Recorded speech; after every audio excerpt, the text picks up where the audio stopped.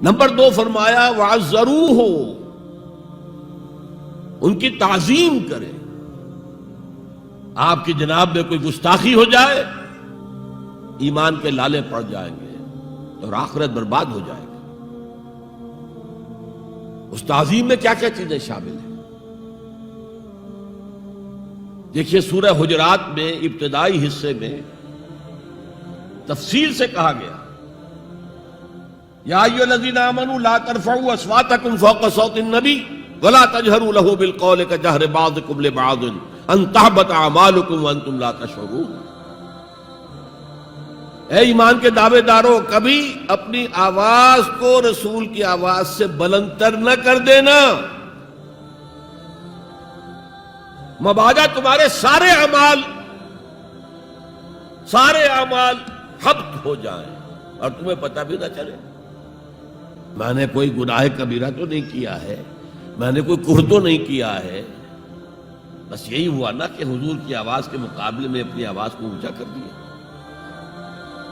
لا ترفعوا اصواتکم فوق صوت النبی ولا تجہروا له بالقول کجہر بعضکم لبعض، بلند آواز سے جیسے آپس میں باتیں کر لیتے ہو ایسے کبھی بات نہ کر بیٹھنا. ان تحبط اعمالکم، کہ تمہارے سارے اعمال حبط ہو جائیں، اکارت چلے جائیں، ختم ہو جائیں. وانتم لا تعلمون، تمہیں احساس بھی نہ ہو کہ ساری پونجی لٹ گئی. اس آیت کا ہم پر اطلاق کیسے ہوگا؟ کبھی سوچا؟ صحابہ کرام تو یقیناً اس کے مخاطب اول تھے، ہم پر کیسے اطلاق؟ اگر ہماری گفتگو ہو رہی ہو، بحث ہو رہی ہو، میں کچھ کہہ رہا ہوں، آپ کچھ کہہ رہے ہیں، لیکن کوئی کہہ دے حضور نے یوں فرمایا ہے، فوراً چپ ہو جاؤ.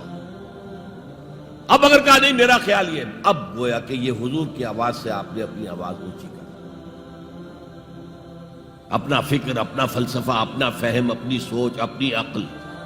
ہاں بعد میں تحقیق کر لو یہ جو کہا تھا کہ حضور نے فرمایا بھی ہے کہ نہیں ہے، حدیث صحیح ہے کہ نہیں ہے، مستند ہے کہ نہیں ہے. لیکن اس وقت آواز بند کر لینا لازم ہوگا کہ اس کے بعد اقول نہیں کہہ سکتا میں یہ کہتا ہوں. اس کا تو مطلب یہ کہ آپ مد مقابل بن کر رسول کے آ رہے ہیں. لا ترفعوا اصواتکم فوق صوت النبی ولا تجہروا له بالقول کجہر بعضکم لبعض ان تحبط اعمالکم وانتم لا تشعرون. صحابہ کے بارے میں آپ نے سنا ہوگا کہ حضور کی محفل میں ایسے بیٹھے ہوتے تھے ساکت و صامت، جیسے کہ ان کے سروں پر پرندے بیٹھے ہوئے ہیں اور انہیں اندیشہ ہے کہ ذرا سا بھی ہلیں گے تو پرندہ اڑ جائے گا. اس قدر ادب.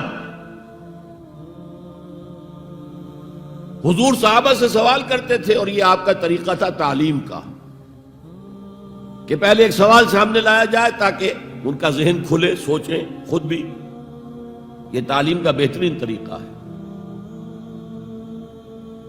اس کے بعد ہوتا کیا تھا؟ جواب نہیں دیتے تھے، اللہ و رسولہ عالم، اللہ اور اس کا رسول بہتر جانتے ہیں. پھر اگر دوبارہ آپ پوچھتے تھے تو جو بھی سمجھ میں آتا تھا کہتے تھے. مجھے یاد آ رہی ہے ایک حدیث اور اچھا ہے کہ وہ آپ سن لیں، اس لیے کہ عام شکایت یہ ہے کہ مذہبی لوگ معاملات میں اچھے نہیں ہوتے. مسجدیں بنوائیں گے، مسجدوں میں قالین بچھوائیں گے، وہاں پر فانوس لگوائیں گے، سب کچھ کریں گے، مدرسوں کی خدمت کریں گے، علماء کی خدمت کریں گے، لیکن معاملات، تجارت، کاروبار، بین الانسانی تعلقات، عام شکایت ہے اس کی وہ پرواہ نہیں کرتے، حقوق العباد کا لحاظ نہیں. تو حضور نے ایک مرتبہ پوچھا صحابہ سے اتدرون من المفلس، تم جانتے ہو مفلس کون ہوتا ہے؟ صحابہ نے جواب دیا المفلس عندنا من لا درہم لہ ولا دینارا. حضور ہم اس شخص کو مفلس سمجھتے ہیں جس کے پاس درہم و دینار نہیں ہے. ہم کہیں گے روپیہ پیسہ نہیں ہے.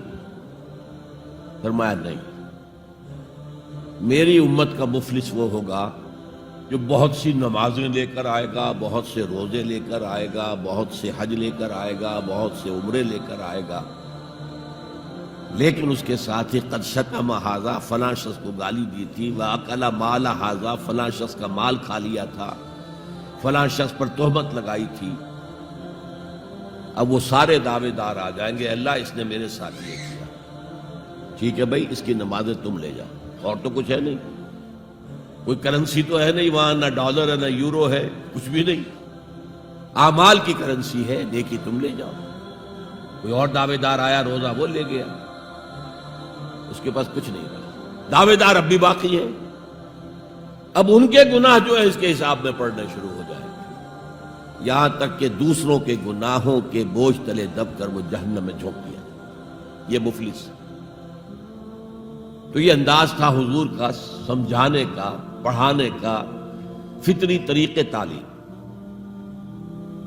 تو فالذین آمنوا بہ وعزروہ، تو وہ لوگ جو ایمان لائے ان پر اور جنہوں نے ان کی تعظیم کا حق ادا کیا، وَنَصَرُوهُ، یہ آئی ہے اب سخت بات، اور ان کی مدد کی۔ مدد کس کام میں؟ حضور اتنے غیور تھے کہ ذاتی کام میں کوئی مدد آپ کسی سے نہیں مانگتے تھے۔ سیرت کی کتابوں میں آتا ہے کہ اگر آپ سواری پر ہوتے تھے اور آپ کا کوڑا نیچے گر جاتا تھا تو کسی سے یہ نہیں کہتے تھے کہ اٹھا کر ذرا مجھے پکڑا دو، آپ سواری سے اترتے تھے، اپنا کوڑا خود اٹھاتے تھے۔